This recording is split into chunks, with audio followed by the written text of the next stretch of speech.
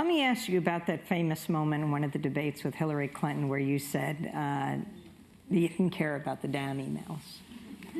Do you feel the same way today?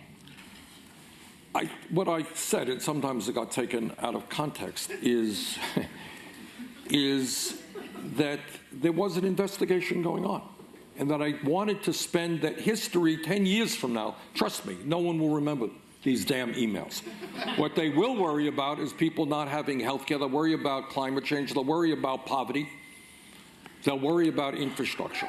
And my point was, and the media often doesn't play that whole statement, I said, I'm sick and tired of hearing about your damn emails, because that's what the whole campaign is about. Why don't we talk about, A, the collapse of the middle class, income and wealth inequality, health care, education, how we move the country forward? And that was the thrust of my point.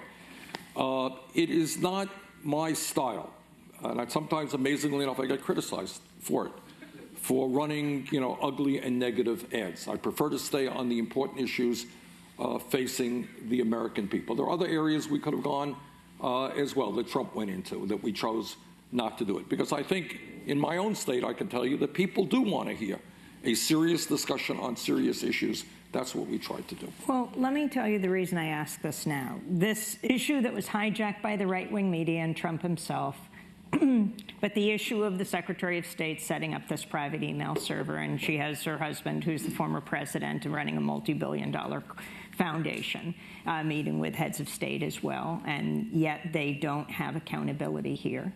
What this means, not only for them, but if this becomes a model, for example, for President Trump.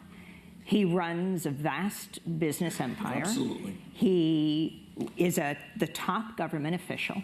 If he decides to set up his own private email server and decides that he can disappear tens of thousands of email, there won't be a government record of what is actually going on. Right.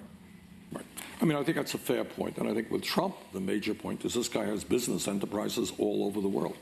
And you're looking just at immense conflict of interest. Every decision that he makes is going to impact his bottom line and some business that he owns all over the world. So it remains a huge issue. And I got your point, too, obviously. And that is the valid criticism of having a private email when you're doing government business. Mm-hmm. And now his cabinet appointments, your thoughts on the direction he's going in? Well, I think this is where what our job is. In fact, as I mentioned earlier, I'm going to be, I think, in Indiana on Monday night. And we're going to go to the Carrier plant where you have a situation where Carrier is, you'll remember air conditioners, they make furnaces in Indiana, actually. And they announced last year they're going to shut down 2 plants in Indiana, throw 2,100 workers out on the street. This is a company that pays top dollar to its CEOs. Head guy makes $14 million.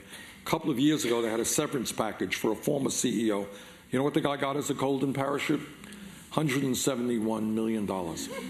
And now what they want to do is shut the plants down and move to Mexico and hire people in Monterrey for $3 an hour. So it becomes symbolic of a disastrous trade policy. And we're going to be there. But to answer your question, what we have got to do now, to those people who voted for Trump because they said, well, this guy sounds reasonable. Trump sent out a tweet where he says, I am the only Republican candidate for president who will not cut Social Security, Medicare, and Medicaid, right? Well, believe me, every American, every person in this country, if I have anything to say about it, will know precisely what is going on with Social Security, Medicare, and Medicaid, because as you've indicated, they are beginning to appoint people who are typical right-wing Republicans who want to privatize or cut Social Security. And our job, and we've got it, we've got every statement that Trump made during this campaign. And we are going to hold him accountable. Every person in this country will know what he said and what he is doing. Trump said, one of the issues that I think a whole lot of people are deeply concerned about is the high cost of medicine in this country. Trump said during the campaign he was going to take on the pharmaceutical industry. He was going to allow for Medicare to negotiate prices with the drug companies allow people to re-import medicine from Canada and other countries where the price is often half as much as it is in the United States. Well, you know what? We are going to remind the American people of precisely what Donald Trump said about that and many other issues. So now you have someone like Betsy DeVos chosen to be the new Secretary of Education, sister of Eric Prince, who is founder of the mercenary firm Blackwater. And multi-billionaire, a multi-billionaire, I think, very active in politics in Michigan. And massive supporter of voucher system for education.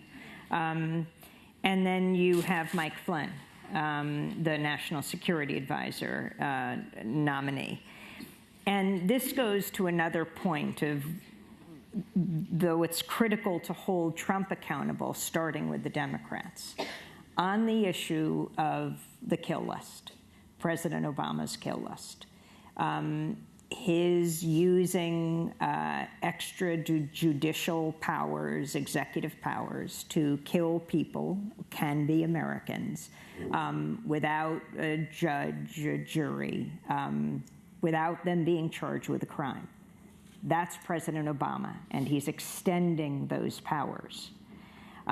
Your thoughts on President Obama's use of the kill list, and then the idea of President Trump using his kill list? Well, look, when we talk, obviously I disagree with Obama in using unilaterally deciding who's going to live or die.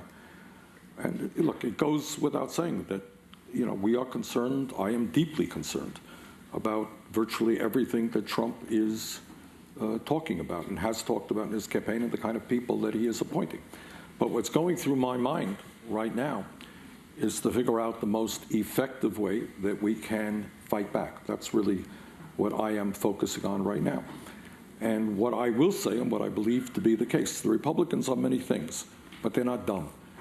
And if millions of people begin to stand up and fight back, they're going to be thinking twice about doing very bad things. I'll give you just one example, Amy. A couple of years ago, sad to say, not only virtually all Republicans wanted to cut Social Security, there were a number of Democrats who did as well. And some of us in the Senate organizing a Defending Social Security caucus.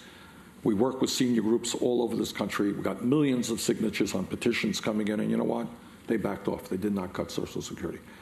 So I think if there's a lesson to be learned right now, and we are fighting for huge stakes, we're fighting for the future of the planet in terms of climate change, we're fighting for the future of American democracy, we have got to mobilize people and rethink our commitment in terms of what our role is in the political process.